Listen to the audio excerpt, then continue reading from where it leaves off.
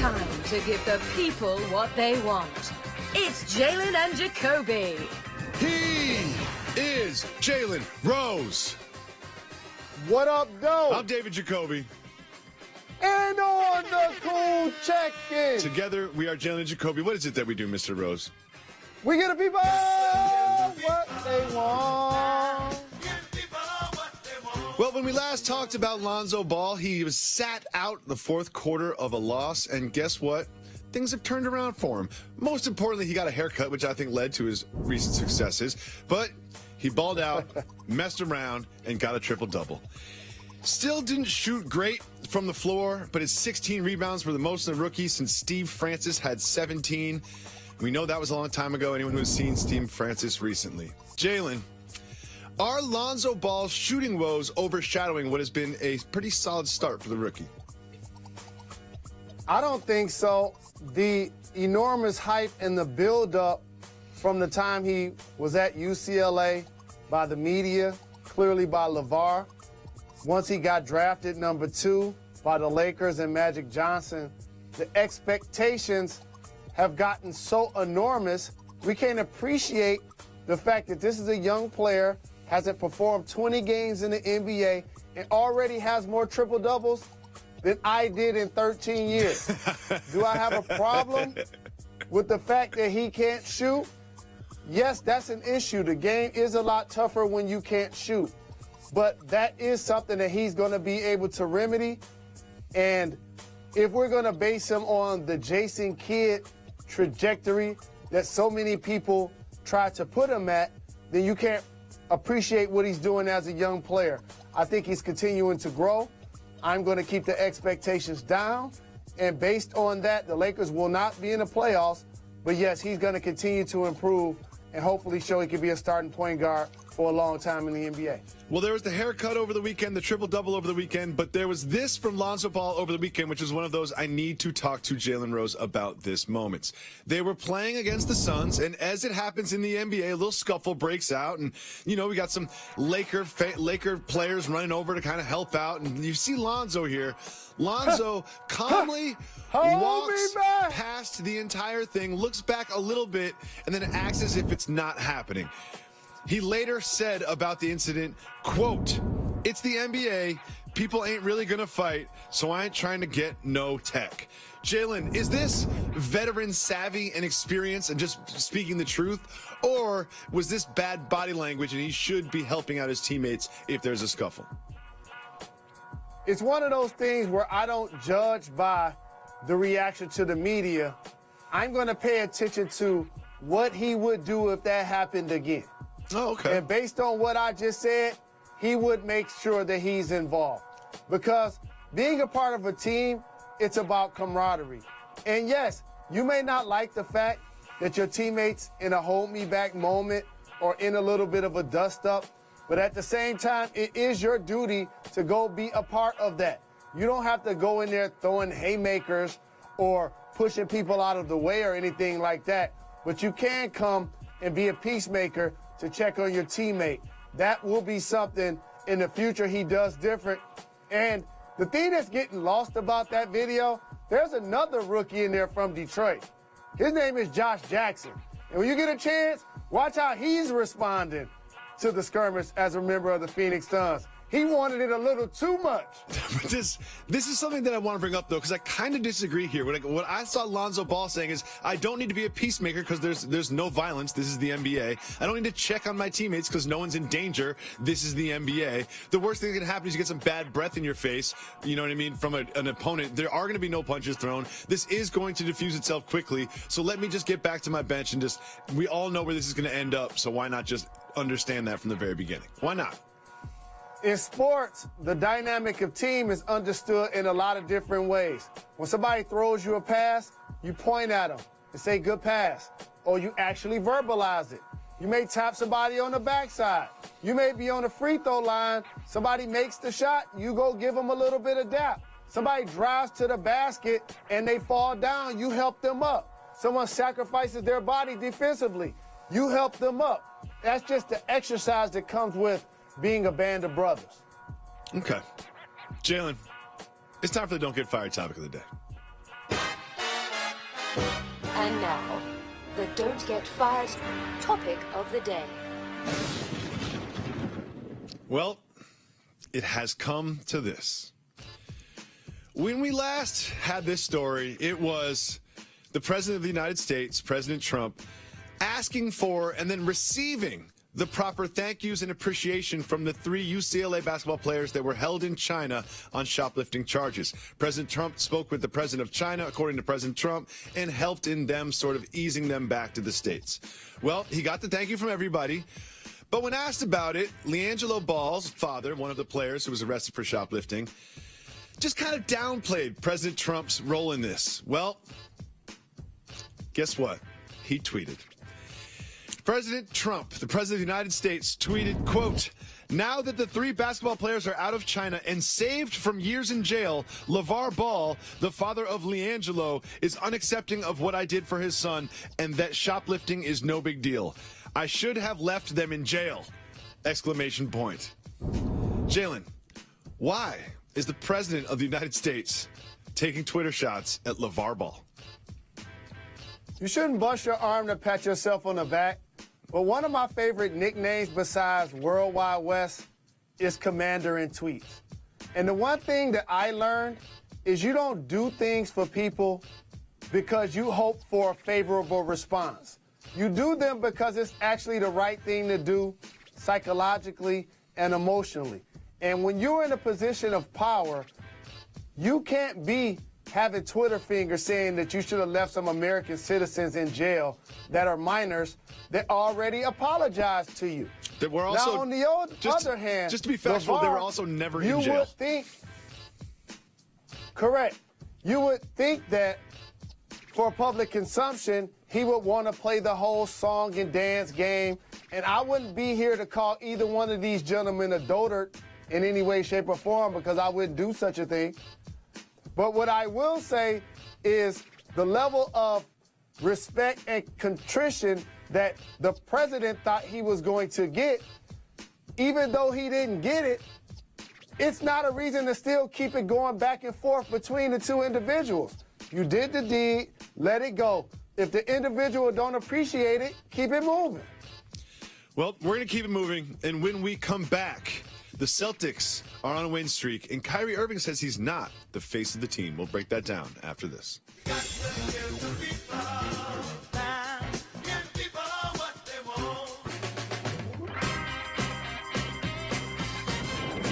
Welcome back to Jalen and Jacoby. Jalen, the Boston Celtics just keep winning. They win, win, win, win, win. Going into this evening, they have a 15-game win streak that has been fueled by their defense.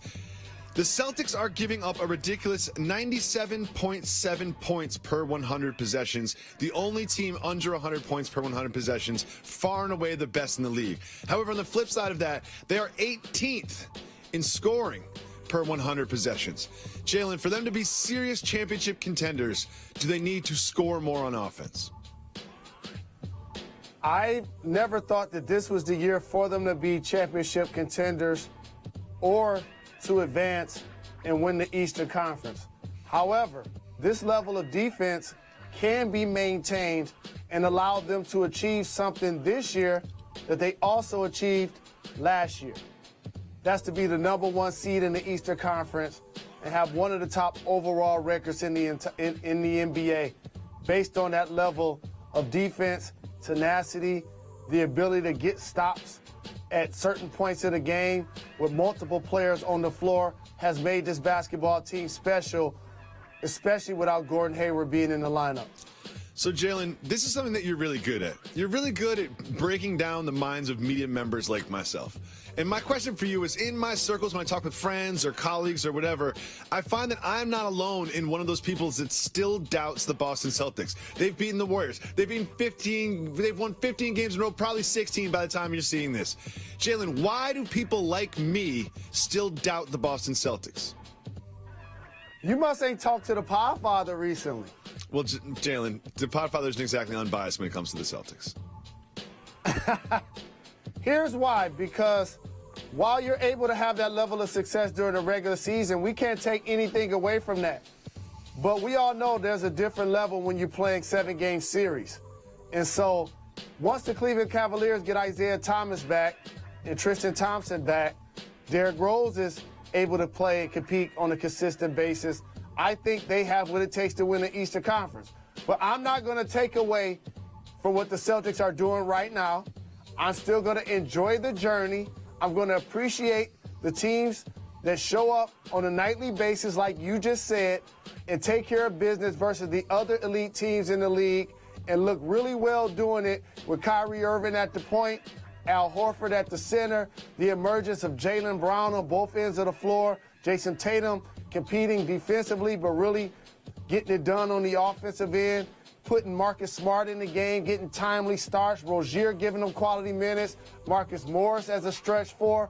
They have a terrific team, and I'm going to enjoy it. They do have a terrific team, and when asked about whether or not he was the face of that terrific team, Kyrie Irving says, quote, "I wouldn't being the face. Boston Celtics is the Boston Celtics. I'm one of the leaders here. I live presently. Every day is another day to experience things as a group. I just try to bring that wisdom and knowledge to the table." Jalen, is Kyrie Irving the face of the Celtics? The actual face of the Boston Celtics is Brad Stevens. Good point. But because before Kyrie got there, this level of success, they already had it. This is what enticed him to want to go run with that squad. And me and you have talked about this. If you gave Danny Ainge some sodium pentothal, that's truth serum, thank you, Doug Collins, and made him choose between Brad and Kyrie, who did Jacoby say that he would pick? Taking Brad 100 times out of 100.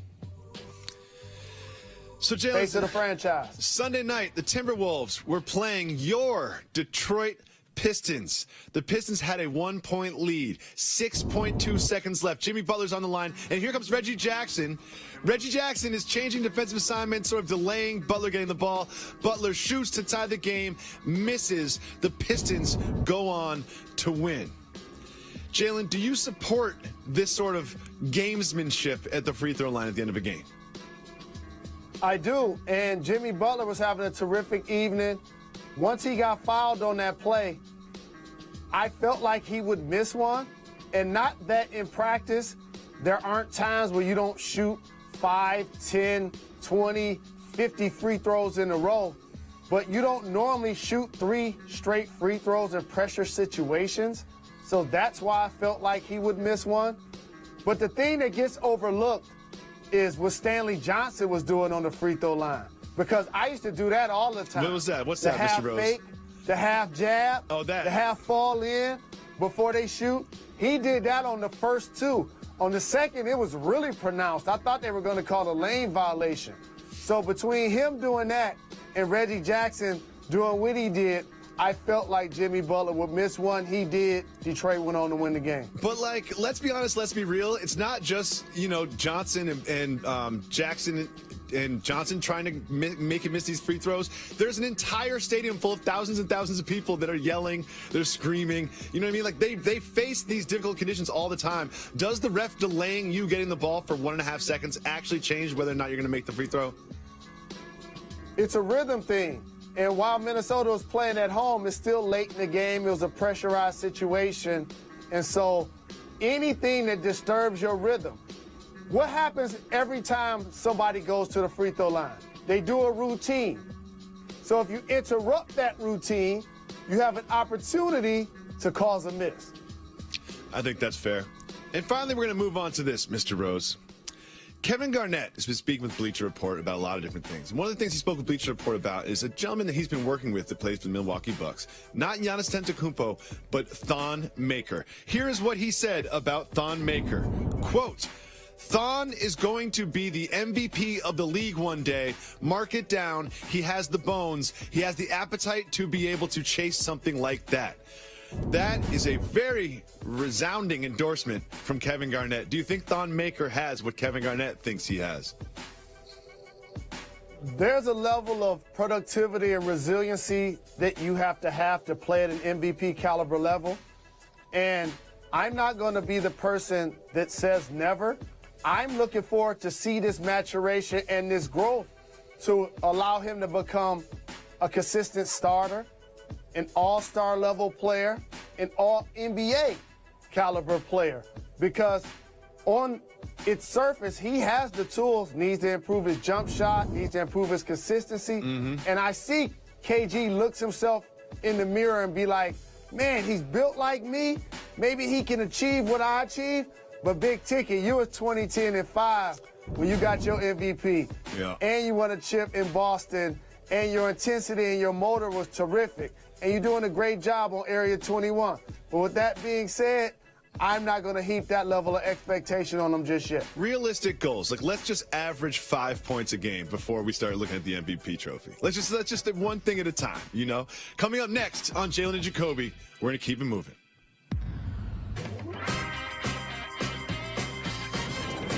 Welcome back to Jalen and Jacoby. Jalen, not everything is worth talking about in the world of sports and pop culture, so we have a segment called Keep It Moving. We be moving, you know we keep it moving. If it is worth talking about, you will tell me to hit the brakes, and we will discuss it. If we don't, me, you, and Method Man will just keep it moving. You know we keep it moving. Disgraced referee Tim Donaghy said the Heat got help in the 2006 finals. Keep it moving or hit the brakes. Hit the brakes. Donaghy was on the Forgotten Maverick podcast when he said that the league essentially used film and trained the referees to somehow sway the series to become a longer series, and it was those referees' calls that led to the Mavericks losing and the Miami Heat coming back to win the finals in 2006. Your thoughts? I was covering that NBA Finals with NBA TV. One of my favorite interviews was actually with Bill Russell. I was watching All White Everything. With that being said, the Dallas Mavs did go up 2-0.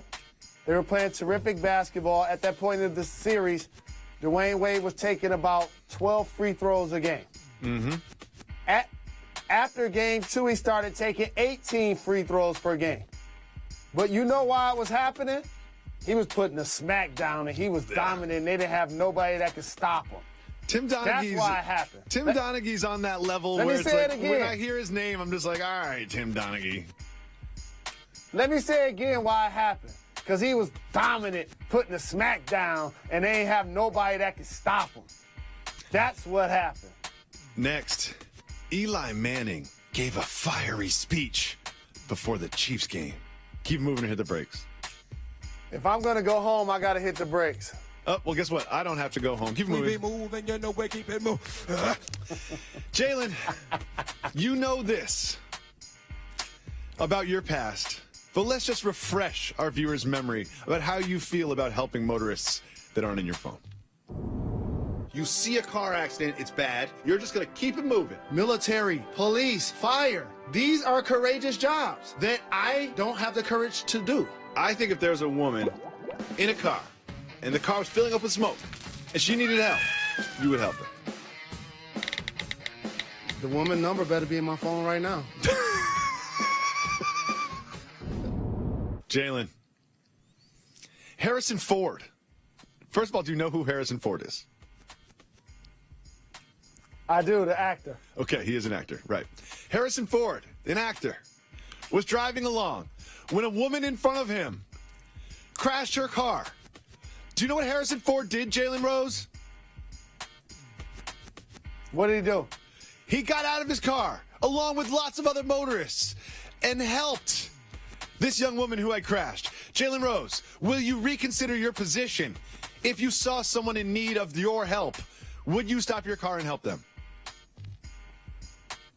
I would stop my car and help by calling 911, I doubt it. screaming as loud as I can for an able-bodied individual who's more equipped physically and psychologically to aid the person while they're distressed, as opposed to having me who's untrained, irresponsible, and undisciplined. Let's move on. The Oregon Ducks ripped off Miami's turnover chain. Keep it moving or hit the brakes. Hit the brakes. The Miami turnover chain is one of the most important things that's happening in the history of